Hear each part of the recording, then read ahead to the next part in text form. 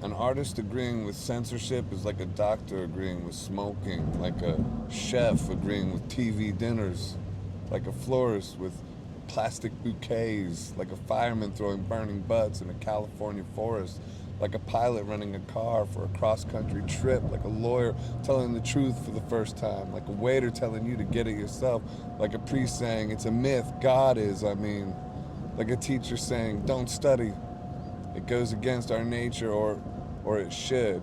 Our expression comes from some far off dimension. We can plant seeds and guide our creations, but for any of them to be any good, they have to arrive from mysterious foundations. They require freedom to evolve, to be born, and to develop. And there really isn't room for diplomacy when the debate turns to certain rights. Diplomacy only goes so far. When whoever you're trying to be diplomatic with is no longer showing any signs of reason or sanity and has gone off the proverbial deep end, so to speak. Freedom of speech, like breathing or water, is one of those areas. And I'm a fan, but I wonder if Russell Brand will be able to make a video on it from his magical unicorn man. I have no opinion of my own character he roots his excellent news breakdown videos from. At a certain point, the I have no opinion of my own becomes absurd, turns both my eyeballs into cartoon question marks. Blown up big with surprise as I say, really? You have no opinion at all of what's gone on?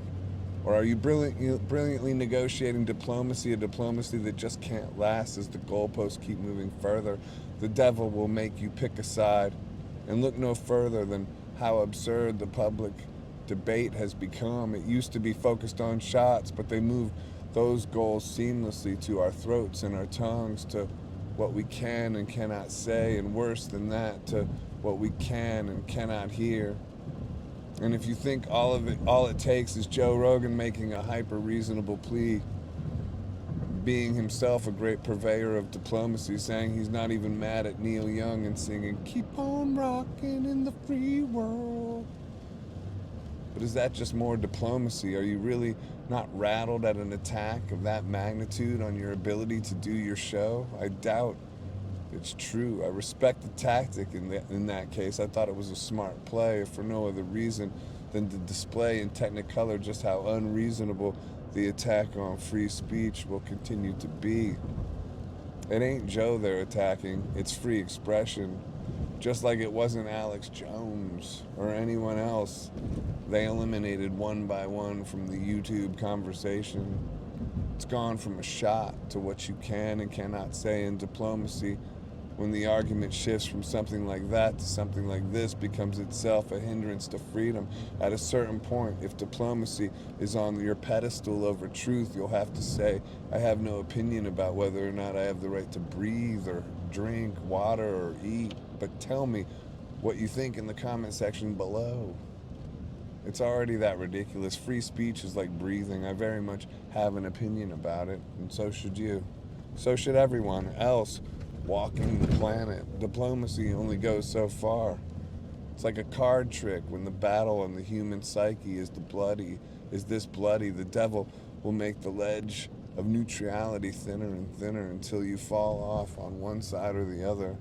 And then the argument shifts from injections to speech. The ledge becomes impossibly thin because reason has left the building a long time ago, and insanity has decided to throw a party in the collective consciousness of man. And when that happens, the principles we've built our country on become the only ground you can stand on or find. You can't surrender that ground to diplomacy. Not at all. Jesus said, if you're lukewarm, I'll spit you out. He might have been talking about diplomacy when arguments shift to inalienable rights. Perhaps he was alluding to the danger of that tactic. Perhaps diplomacy in such matters negotiates away our rights little by little until the water in the pot with the floating frog is on full boil. We shouldn't be where we are, and it's going to get more insane from here. Reason left the building a long time ago, so if you think reason has anything to do with where we are heading, then you're being unreasonable. sorely mistaken. And watching people negotiate the terms of our release from madness with madness is fun and all, but it's getting old and increasingly ridiculous. Time for everyone to say it like it is without flinching or apology, to boldly take a stand and to reclaim our freedoms like the Canadian truckers blasting down the highway. Honk!